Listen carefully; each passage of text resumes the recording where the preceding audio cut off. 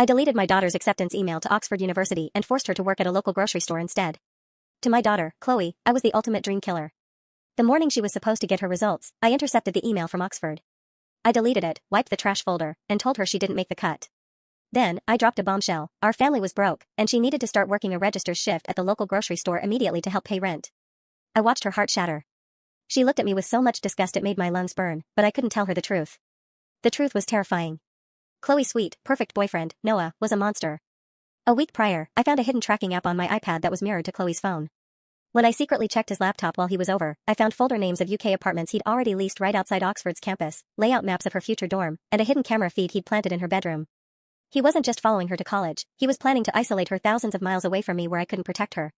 If I told Chloe, she would have confronted him, and a boy that obsessive is dangerous when cornered. If she went to England, she was walking straight into a trap. I needed her grounded, in a highly public place with security cameras, while I worked with a private investigator to get enough evidence for a permanent restraining order and arrest warrant. For 3 months, Chloe hated me. She'd come home from the grocery store with tear-stained cheeks, throwing her apron at the counter. Noah stayed close, comforting her, completely unaware that the grocery store manager was my cousin, who was feeding security footage of Noah stalking her aisles straight to the police. Last Tuesday, the trap snapped shut.